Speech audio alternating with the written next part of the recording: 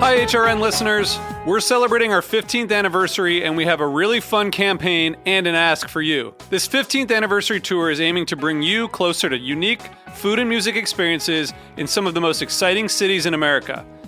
All the while, we're raising funds to support our work empowering the next generation of food systems storytellers through our fellowship programs. Here's how it works. Donate to HRN and be entered into a raffle in the city of your choice to win a dinner for two at a noteworthy restaurant and tickets for two to a concert at a prominent local venue. We have incredible partners in New York, Los Angeles, Philadelphia, Nashville, Las Vegas, Charleston, Asheville, and Ardmore, Pennsylvania, who have donated a meal for two and two tickets to a concert of the winner's choice. And all donations help fund our fellowship programs, where we're helping to build essential workforce readiness skills and food system storytelling skills. Check out heritageradionetwork.org/15 to donate and enter to win today. That's heritageradionetwork.org/15. Thank you.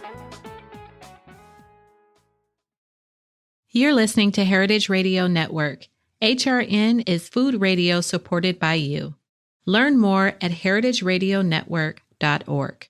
This episode is brought to you by Roberta's, home of Heritage Radio Network for 10 years. Learn more about Roberta's at robertaspizza.com.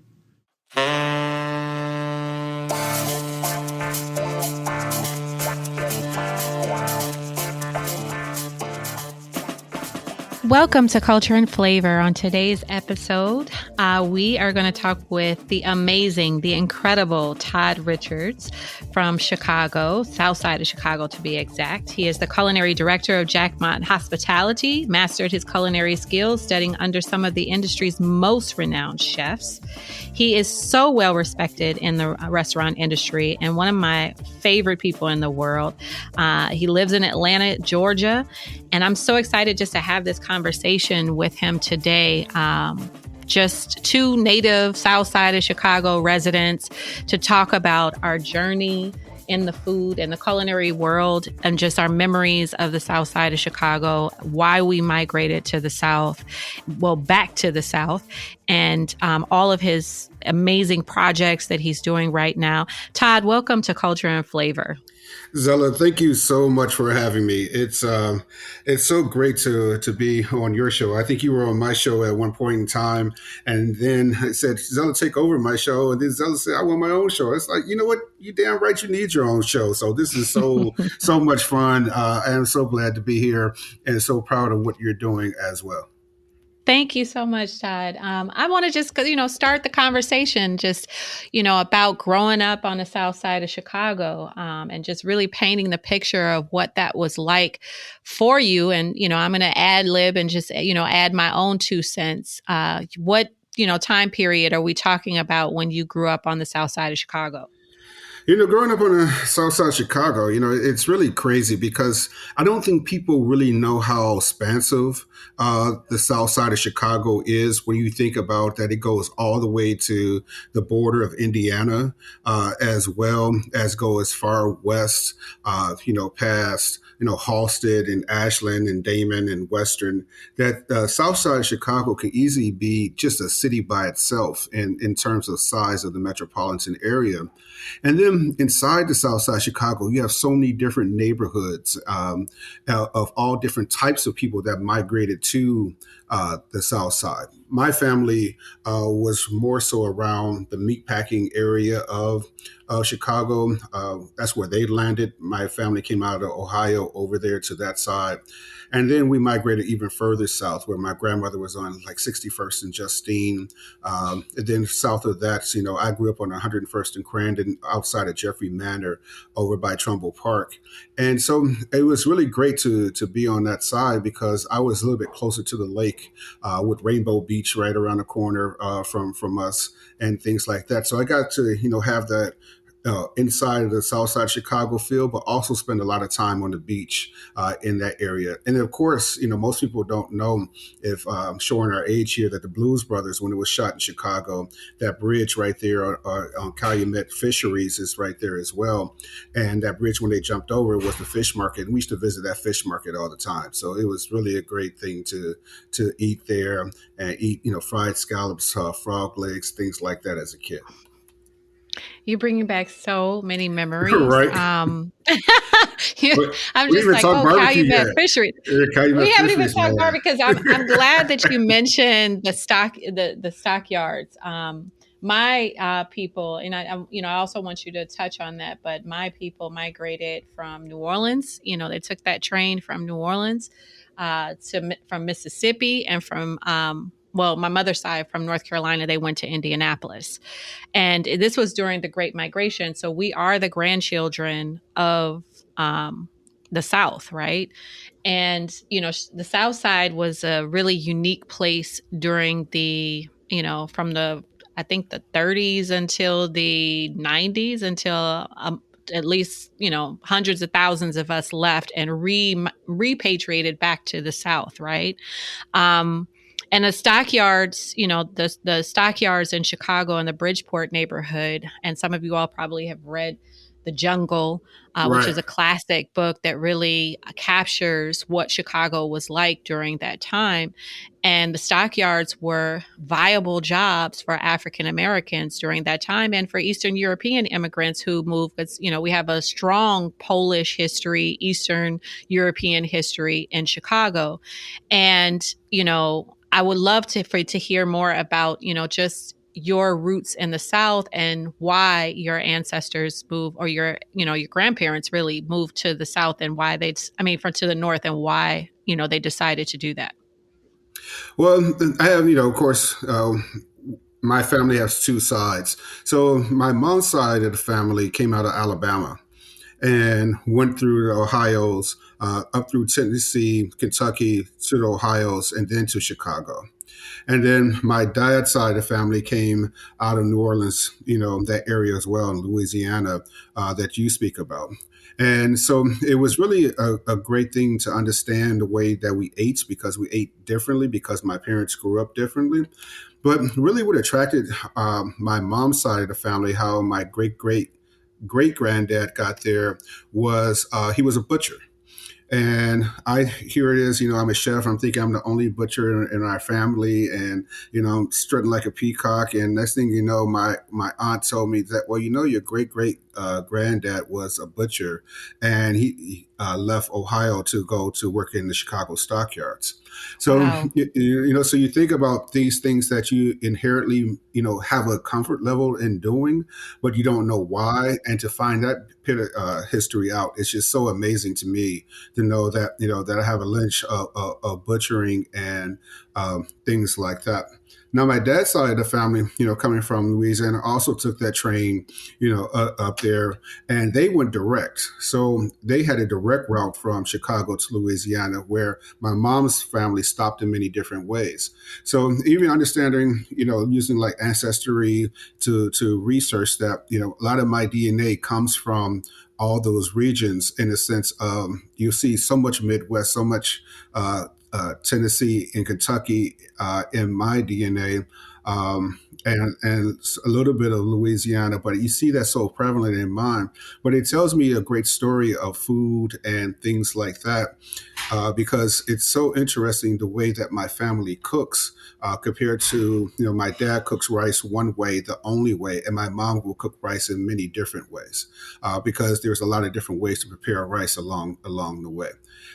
That's a brief history of it, but even in more detail, the arguments that my parents had were about things like rice, where my dad only cooked rice one way, and my mom, would always overcook rice or something like that, because dad would buy, long grain rice, and my mom was used to cooking short grain rice and things like that, which was great for me because I loved to eat rice as a kid. So I had two pots, of rice on the stove every single time.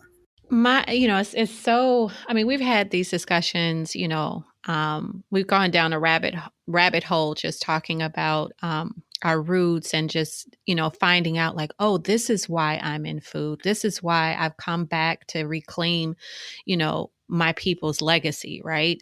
And I just remember, looking in the archives here in New Orleans and seeing my ancestors being listed as cooks in the 1830s and 1960 census, and then thinking about my grandmother, who I never met, who had a green thumb. And, she took that to Inglewood and the south side of Chicago when it was mostly Eastern European. And, she was, growing and gardening and preserving and being able to talk to my 89-year-old aunt about that, was also, just revolutionary for me. So I'm sure you felt the same way when you found out about, being a butcher, your family's being a butcher, and, and just reclaiming that, right? And being in the South, coming back to the South and realizing, wow, this is why I'm so passionate about this moment, because we are our ancestors' wildest dreams.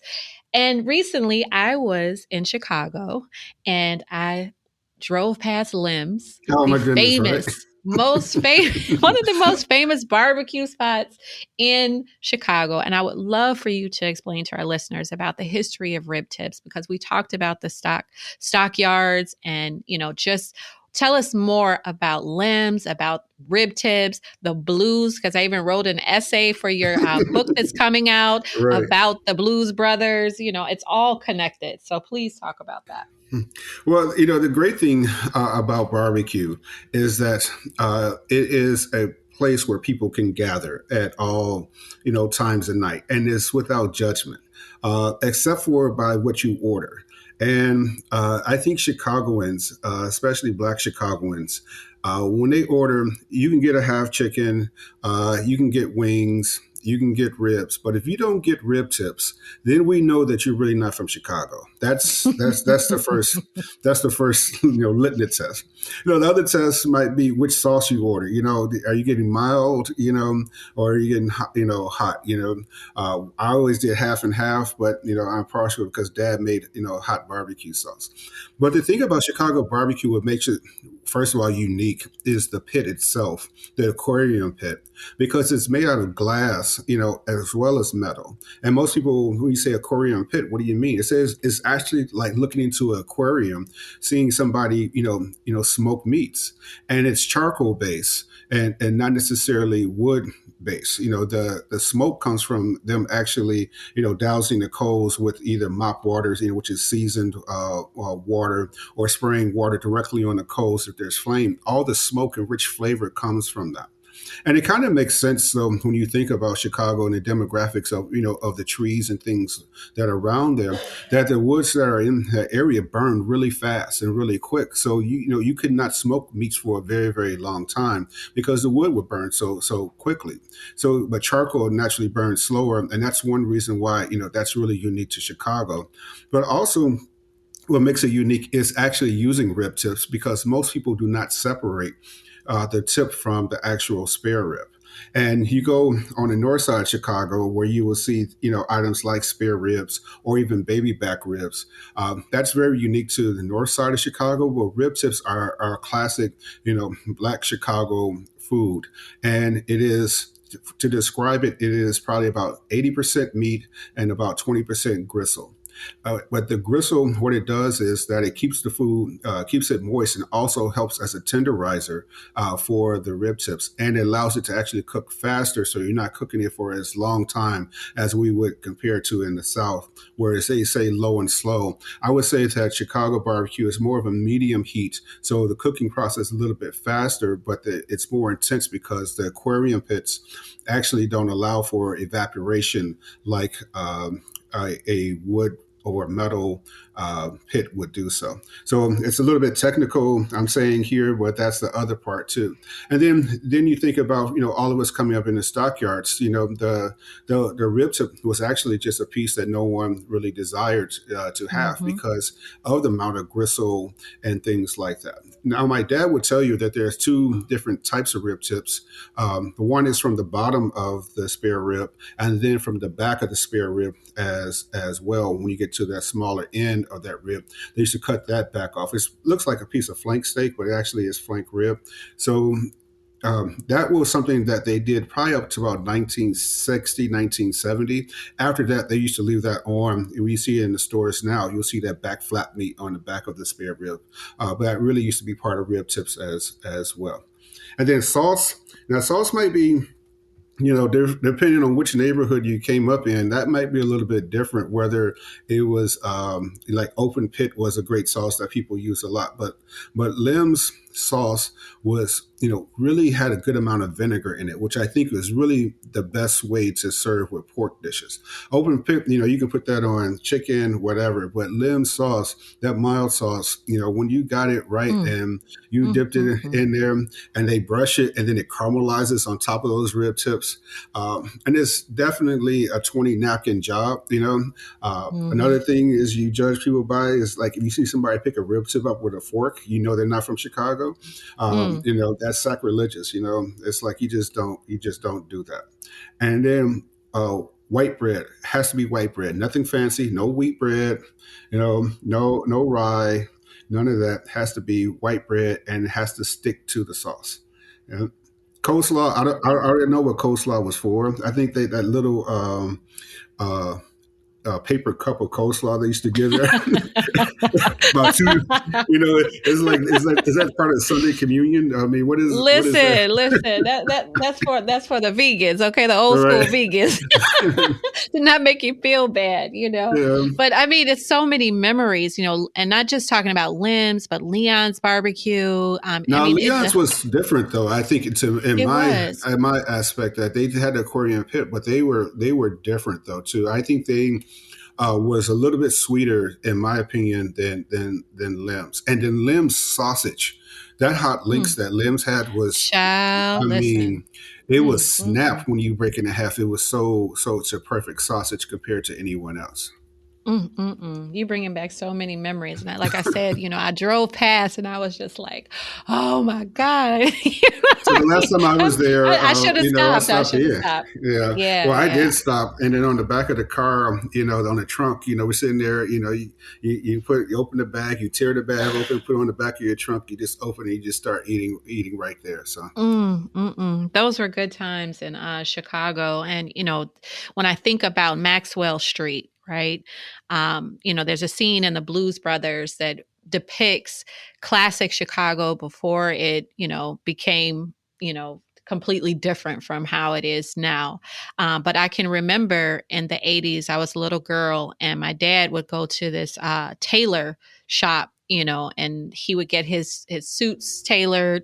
And I mhm. can't remember, it was a mostly Jewish owned stores, but it was a bustling open market area, and you could see the old blues man on the corner from Mississippi, from Arkansas, playing the harmonica, playing the guitar, and it was just an amazing scene to see. And now it's more, it's all owned by UIC and it's completely different. And there's nothing like that today. But I cherish those memories. And my brother would always say, if you go to a barbecue joint in Chicago and you don't see a pimp preacher Right, and a teacher, right. leave. Yeah, it's no good. The thing about Maxwell Street, which was unique, also, is that bartering was just as much or just as important as having cash. That hmm that just because you didn't have enough cash does not mean that you could not buy what you need to buy. There hmm was ways to trade. There was an economic system that happened in Maxwell Street that really proved that through social and economic norms that those stereotypes were erased because the answer was never no. It was always a way to provide. It was always the way to find delicious food. The smell of onions on everybody's grill. A hot dog, was a real hot dog. The Polish sausage, actually snapped. But the freshness of the tomatoes or the cucumber that went on that hot dog, was paramount. No one served you a mushy tomato on their hot dog. The green relish, yeah, it was dyed green, but still, it had bite, it had texture, it wasn't soft and mushy. So there was a quality of food that we were being taught in the simplest form of a hot dog, where those tomatoes had to be absolutely ripe and perfect, or no one will go to your stall. Those things you cannot teach those things to a child, just by doing classroom. It was a way to experience life outside of your own neighborhood. And you saw every different group of people walking around, and they were all centered around, finding great bargains, finding things that they were unique, and also delicious street food, which is becoming far and far removed from American culture to this day. Which is really sad because, you go to other countries and street foods, are alive, and there's some cities that are, creating policy and, infrastructure and urban planning where it's in part of, their culture, which I would love to see every city. We can't lose. We've lost majority of it, but I would love to see, that come back. I mean, it's But difficult. And like in Atlanta, we don't have a food truck scene because we've regulated it so tightly that it's impossible to make it a profitable business.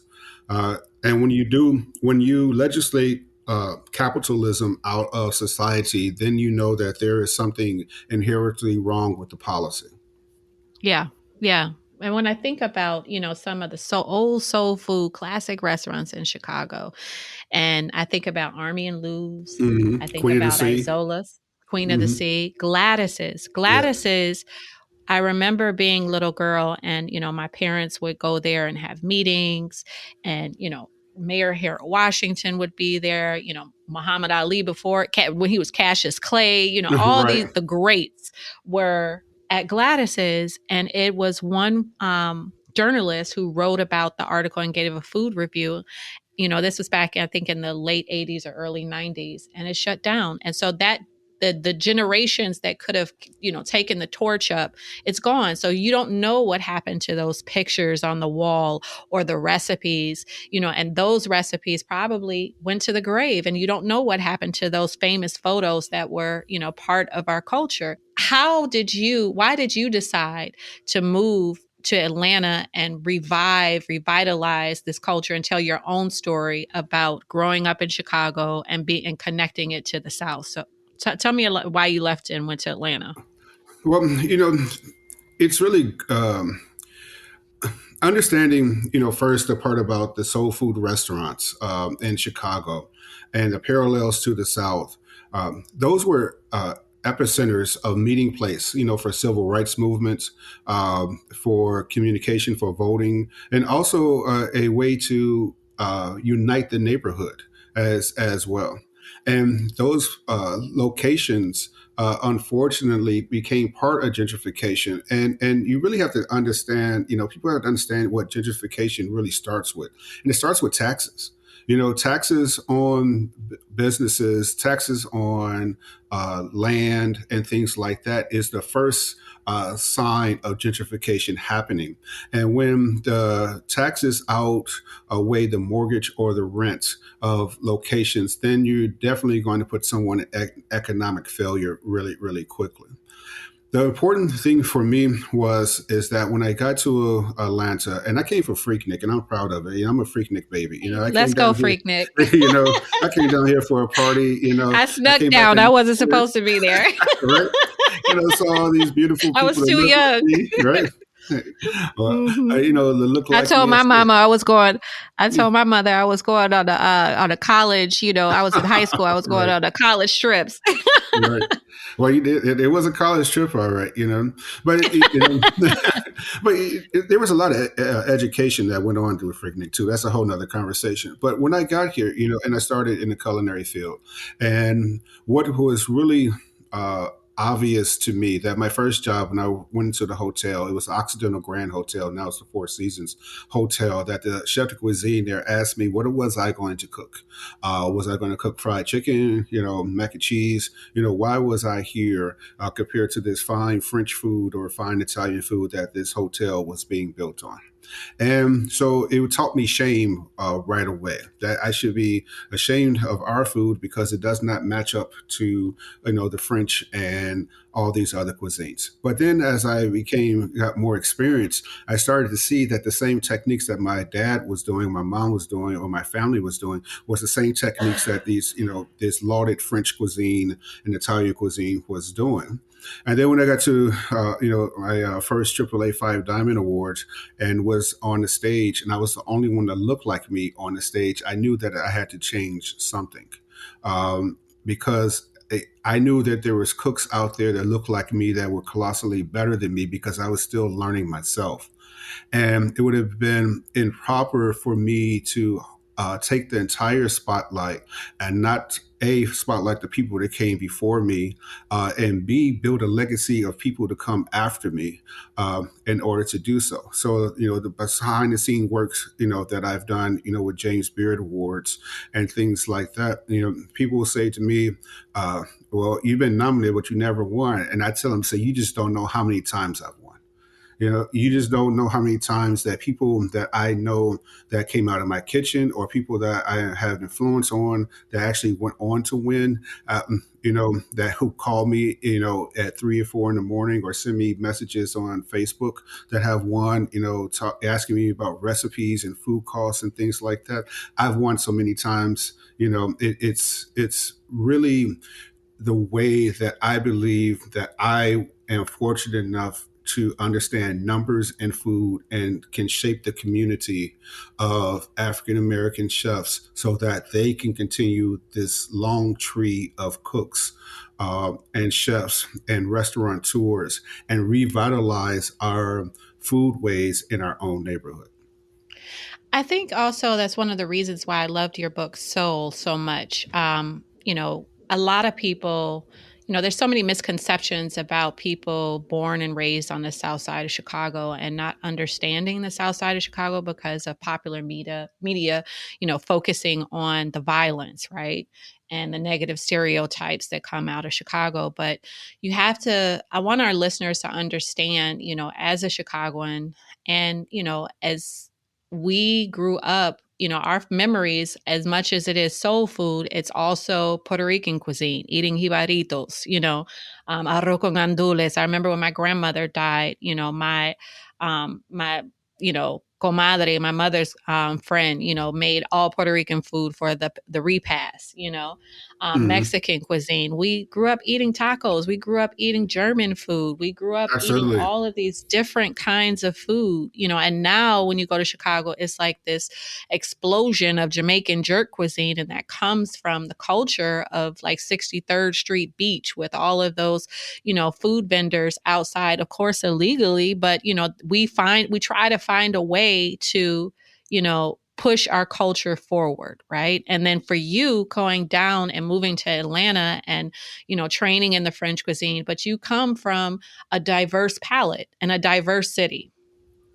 I definitely would say that 1,000%. And I grew up on the south side, but closer to the southeast side is really where I was. So I grew up near Avenue K, which is really starts Latin Town, and always ate tacos, and it was nothing for my family to go and pick up some tacos and go to a soul food place and pick up some collard greens and yams, and that would be a meal, for Mm-hmm. us, and rice culture, it was always prevalent in my family. So just getting red rice and beans was part of it. And the thing is, you alluded to the next book that I'm writing. I'm really talking about that when you look at things like sofrito, that what separates sofrito is a pepper. That Puerto Rican, DR, Haiti, all of them have it, but we're talking about different peppers that they use in their sofrito. Or the fact that in Haiti, that lemongrass is one of the most prevalent crops, that people would never think comes out of Haiti. Or that the use of ginger, or the fact of African cuisine or Mexican cuisine, we talk about mole being a mother sauce, which comes right out of Africa, and the ground peanuts or the ground pumpkin seeds and things like that. That universally we're tied. The only thing that is separating us, it might be an ingredient that can only grow in your area, but the technique is so sound and so still there. I mean, tell me the difference between eating a pita and eating a taco. It's you're talking about just the way that it's leavened. And especially when you get to flour, you think about corn, corn tortillas. The technique is still the same. What's the difference between grits, and fufu? You're talking about the coarseness of it. Why we use cornmeal to fry things and use flour, on other things. And you think about the Mexican cuisine in tacos, where some is flour and some is corn. So the things is that, we might be all different shades and hues, but our techniques in food really tells a different story, that we are uniquely, the same, and that universally we say that we're minority, but we're only perceived to be a minority in this country, where people who look like us are the majority of the people in the world. Absolutely. Absolutely. This episode is brought to you by Roberta's, home of Heritage Radio Network for 10 years. Roberta's was founded in Bushwick in 2008 and has become one of the most iconic restaurants in the country. HRN made its home inside of Roberta's in 2009, and together they have become part of the DIY fabric of the neighborhood. Roberta's, the pizza restaurant, is open for lunch and dinner 7 days a week and serves much more than just the famous wood-fired pizzas. Their team dreams up new salads, pastas, and sandwiches on the regular. Roberta's Tiki Bar is alive and well in the back garden, serving up frozen drinks in the summer and hot toddies in the winter. Stop by the bakery and takeout spot next door for fresh breads, sticky buns, and pizzas to go. But Roberta's also extends beyond Bushwick, with multiple locations in New York City and now in Los Angeles. You can also find their frozen pies in grocery stores around the country. The spirit of Roberta's, like Heritage Radio Network, is everywhere. Here's to many more years of pizza-powered radio. Learn more about Roberta's at robertaspizza.com. I want to go back also to our love for Chicago house music, because you left Chicago to go to Atlanta as a DJ. And, Yes. tell us about just Chicago house music and link it to food. I would love to hear you just talk about that. Well, so let's think about blues, in the sense of what blues is, and blues is capturing an emotion. And then you think about the explosion of what they consider soul music and things like that, which comes out of that same beat. And you think about the church, where the church and soul music is equally tied.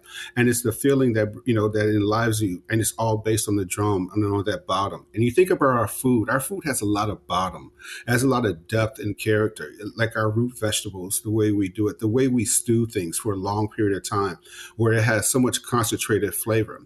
And then you think about music and how those two things are uniquely tied in that feeling.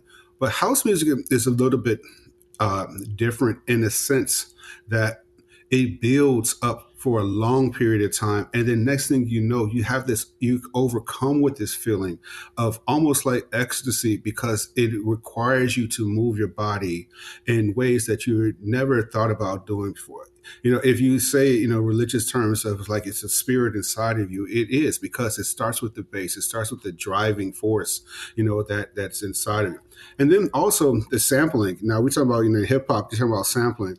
The era in which I grew up, with these like, Ron Hardy, Frankie Knuckles, Oh, man. Charlie, Jack Master Funk, Chippy, Maurice Joshua, I can go Gene Hunt, I can go with it. And I still probably have one of the largest records collections, known, is that the edits of the repeating of that same spiritual belief, those edits will put you in a trance. And it was almost, if you think about Haiti in the sense of voodoo, where you're just uplifted and there's no care in the world. And you spoke about gang culture in Chicago, and when we had those house parties, and you will find, Vice Lords, Disciples, Blackstones, all there was no sets. Not in there. Yes, there were no sets. It was Not in our there. sacred place as teenagers to go and listen to music and to be about a culture. And house music is a culture. It is a feeling. It is a movement. It is a sound. It is a history. And it's still rooted, though, in classical music, the way that things are either sampled or the way items are produced. And coming to Atlanta already was starting to touch on it when I first got here, but there was a big explosion afterwards. And now you see it more prevalent now in Atlanta than ever before. And I think, I remember the former director of the Amistad Research Center here in New Orleans, Dr. Kara Ollage. She used to always talk about being at Spelman, back in the day. And, it was Chicago students, HBCU students that brought, house music to Atlanta. And and also queer culture. We cannot forget about LGBTQ community. It's Black LGBTQ and Puerto Rican LGBTQ community Absolutely. in Chicago. I can remember going to Medusa's, the Warehouse, trying to sneak into Dejois, Yeah, right. using my Gallery friend's 21. ID. Yeah, yeah, Right. right. It was amazing CODs. time. Right. And it brought all of Chicago together, and it like you said, it didn't matter if you were Latin King, Blackstone Ranger, Vice Lords, everybody was in their housing all night long, jacking your body all night long. It was just the way it was. And I would like to find out just what were some of the reasons that you think that a lot of African Americans have left the South Side of Chicago and specifically, have moved to the South or to the West in places like Phoenix and, other places in the West? Because I don't think enough people are talking about this huge migration back to back to the South specifically, but also to the West. Well, one thing in Chicago is that we lost a bit of our own culture in the South Side of Chicago. And when I'm saying that, I'm saying the community itself, where these epicenters of food and church have been lost and have been moved. And we've priced ourselves out of a lot of our own communities. I was recently there and went on 79th and Cottage Grove, and it looked like the most desolate part of Chicago that I've never seen before. I know. It's sad. I've never seen it where that Chatham area was thriving. Where there's Chatham Bowling Alley right there, and the banking centers were right there. So one thing that we have been living in this country, and it's really shown itself in the South Side, is the shame of things that we were once told were menial labor. And I can use cooking as a perfect example of that, because cooking, what used to be domestic work, it was called domestic work. It's classified as domestic work. And then in the 1970s, and Joe Randall can speak on this way more than I can, but I'm using what he taught me about it, is that when it became a white collar job, that means that all the people of European or other descent then started going to those jobs. But we thought it was shameful for us to continue those jobs because the poverty that was associated with it. And so what we have to really do is really start changing our own narrative and telling these stories that, first of all, soul food is not fattening. Soul food is 95% vegetables. We couldn't even afford meat. So let's understand that, those things like that. Fried chicken is a preservation method. You don't have to do it that way. And actually, my grandmother, she broiled more catfish than she did fried catfish. So we have to start telling these intricate stories of our neighborhood, and then we have to get back to farming.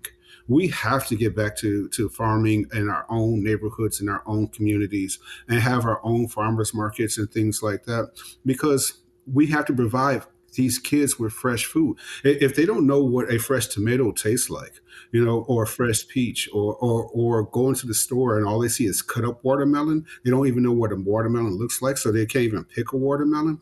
Then we're not, making new generations of what we call foodies right now that will actually go back into our neighborhood and open up more restaurants. And I just want to say, on the expressway or interstate, as some folks call it, there's, I think it's by diversity. There's a huge banner that has like a painting of the Pullman porters. Absolutely. And, the labor, waiters on the Pullman porters, the servers, those who were in some of these prestigious hotels in Chicago, which is one of the reasons why my family left New Orleans. They were listed as cooks, and then they moved, to Chicago to work in the hotels, right? Those were good paying jobs, and they were unions. They were strong unions, and they were especially the Pullman porters with A. Philip Randolph, he was, able to organize, was one of the most powerful labor unions in the country. A lot of people talk about Jimmy Hoffa, but they also Hmm. forget about A. Philip Randolph, who was able to organize Black, men to vote, to help, those who were being lynched in the South and, get out the South and move to places like Chicago. And this network, this train, this transportation. And there's a scene in Malcolm X movie where, you see Malcolm X working as a Pullman porter and as a server. Although, it was, they had to deal with a lot of racism, but they were very powerful and it was a good job at the time. And I just wonder, what would have happened if they would have still kept the union going. But that was also an American problem, because they didn't want labor unions, and they've done everything they possibly could to push unions back. Absolutely. One more thing that I really failed to mention about the South Side of Chicago that is really uniquely important to understanding um, the pretense of behind it is that uh, we didn't all go to the same type of high schools, nor did we all go to the same type of colleges and universities. That we have more diversity in our educational system than we do now, where everyone does not, belong in college, but they do belong in vocational training, to places like, people talk about DeVry, as, in when it started in the 80s, but DeVry put a lot of Black families into tech in the early Right. in the early ages. With CVS, where you can actually learn woodworking and carpentry and being an electrician and things like that. So you did not have to go to college in order to do so. So there's some educational reform that we have to really talk about in our own community, where you see a person like DeSantis in Florida who is trying to erase that history. But we also have to talk about other options for our kids to go, and not say that college bound is the only way to be successful, when our history has shown that that was not the only way to be successful, that we had all these other ways of doing so, and cooking was a big part of that success story that we need to revitalize in our own community. Absolutely. And, so all of these, hundreds of thousands of Black folks have been, left Chicago due to a lot of reasons, like you said, the beginnings of gentrification, this, plan to basically, take the South Side back, right? And opportunities elsewhere. Maynard Jackson, the former mayor of Atlanta, had a lot to do with that. Just, really, helping to build this Black Well, middle most people class. may not know that, it says Jackmont Hospitality, but Jackmont is actually started by Maynard Jackson. That's who Mm. I'm culinary director for, but that was actually started by Maynard Jackson. Wow, wow, wow. Um, and so a lot of Black folks moved to Atlanta, which is, in a lot of ways called the Mecca. And you were there, during the, that mass migration of people from all over, to help build the Atlanta that we see today. What was it like, and how did you start building your empire? Because, you have built an empire. Now, I don't know if our listeners know that or not, but I want you to talk about that. Well, I can tell you one thing: traffic was a lot different when I first got here. That's that's the Yeah, that's first thing. right. It was 1.9 million people here when first got here. It's about 6.1 right now. So Mm, so you can understand that you have 200% growth, in that time period.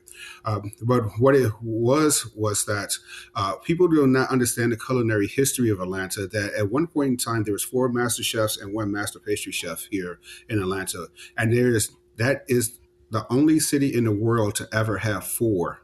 Uh, mm. including a master pastry chef as well. That was unheard of, and Atlanta was the epicenter for that.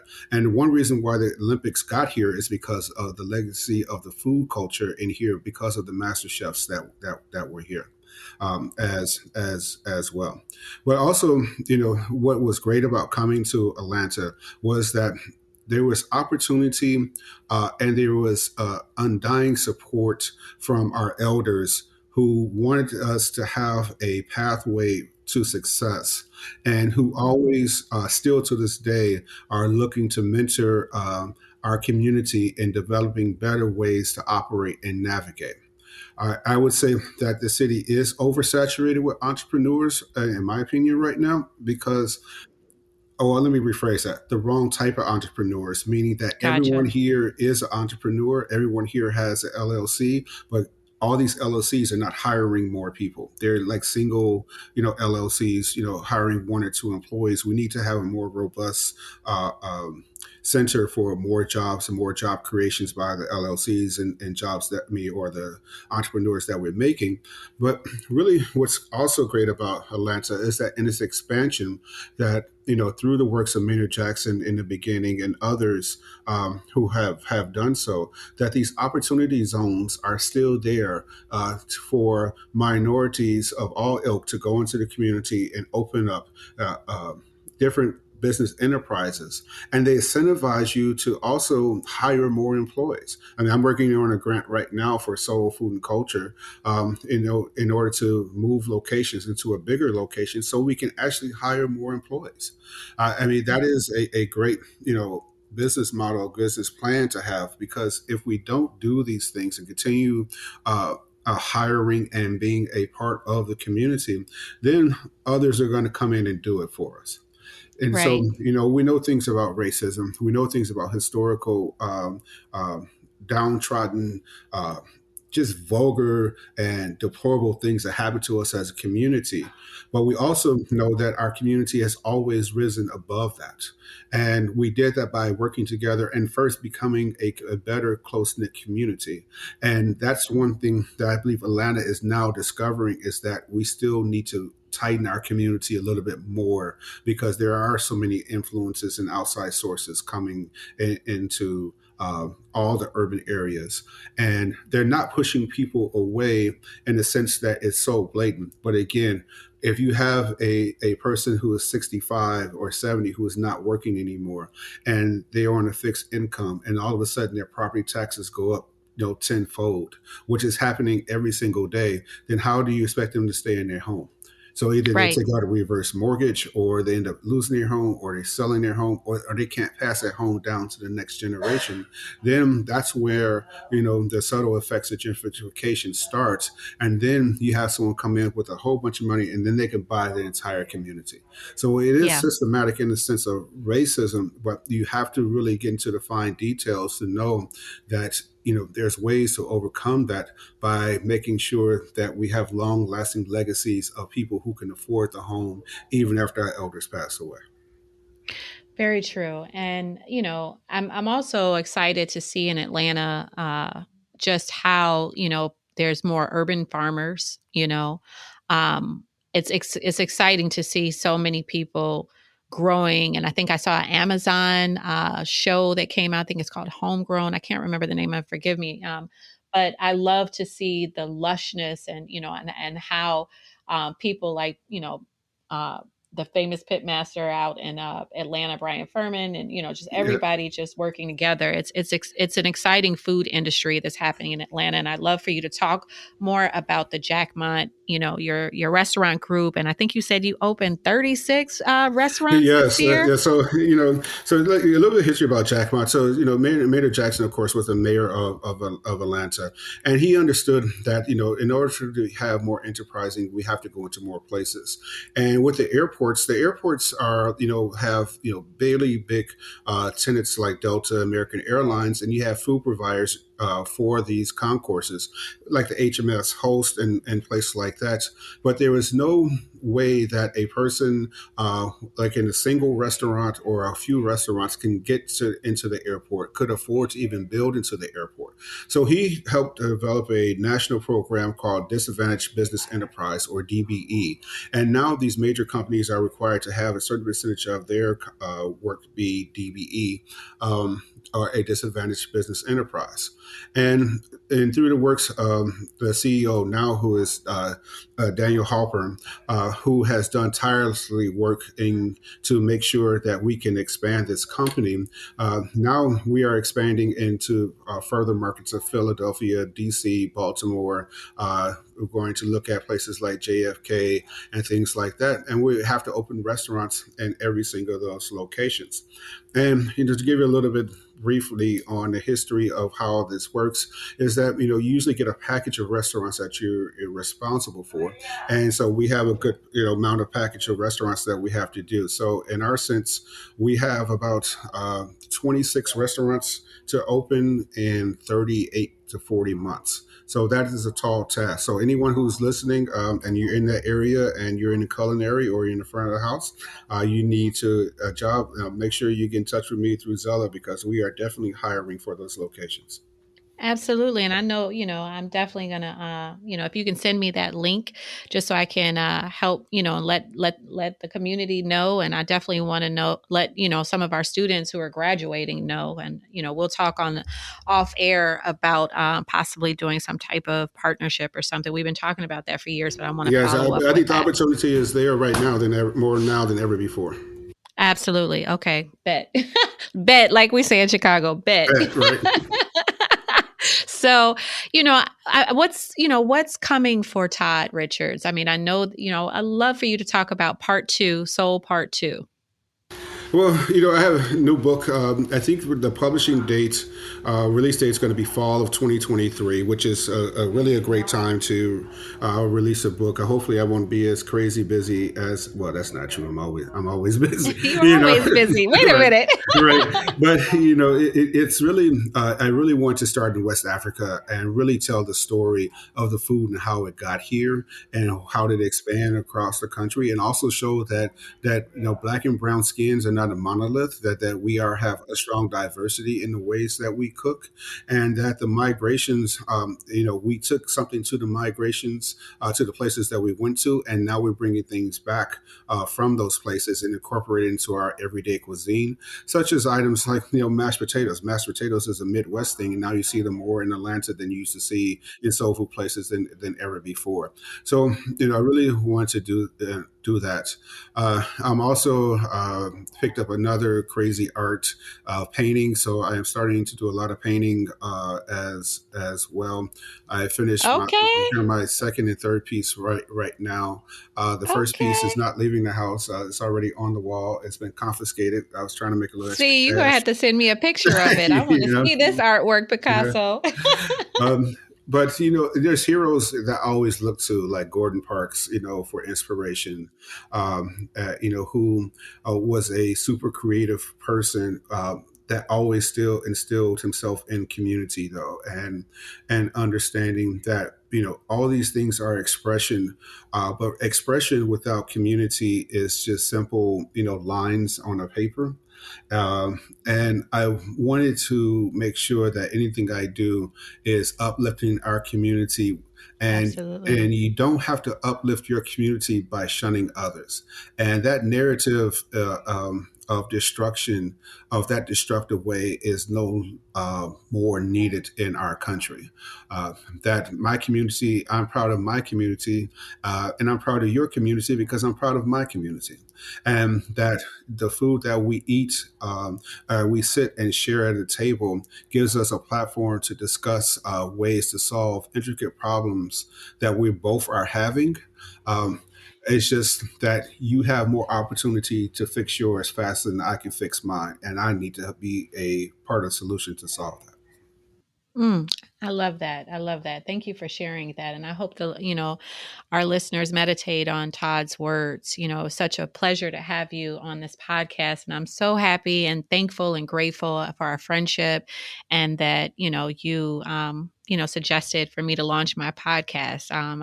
I'm so grateful to you for that, and just being a friend in this industry. Well, the thing is that we need more voices, and the podcast is a great way to tell our story. And you made a statement before about what happened to the recipes, what happened to the photographs when these places close. And the great thing about you starting your own podcast and me having one is that this is permanent. This is recorded. When we write books, those things are permanent. They are recorded. And our history is no longer going to be relegated to a perceived notion of a pinch of this and a pinch of that. We actually do write recipes. We actually do take photos of our food. We actually do have long lasting legacies of cooking, and that we're not only the educated, we are the educators of the educated. What makes it even more important to make sure that we develop our communities even further. Indeed, indeed. And, I think about just, this, it's always been us wanting to build, generational wealth and pass it down to each generation so it gets better.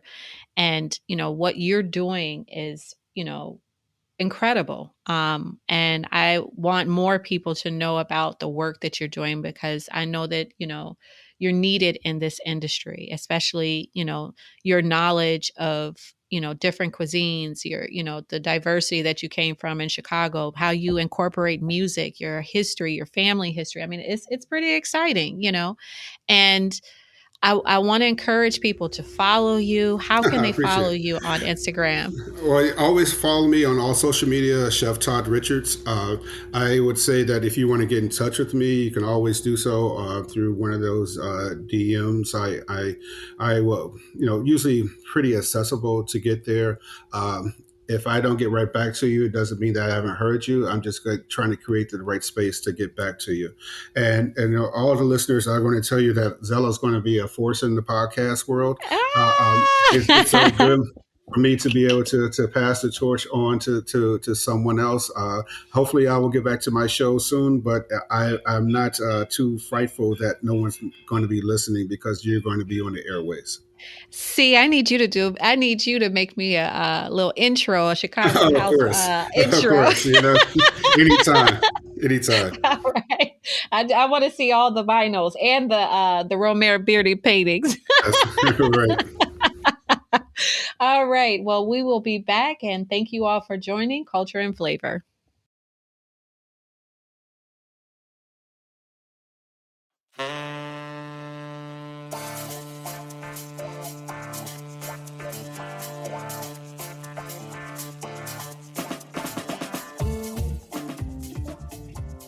Culture and Flavor is powered by Simplecast. Thanks for listening to Heritage Radio Network, food radio supported by you. Keep in touch at heritageradionetwork.org/subscribe.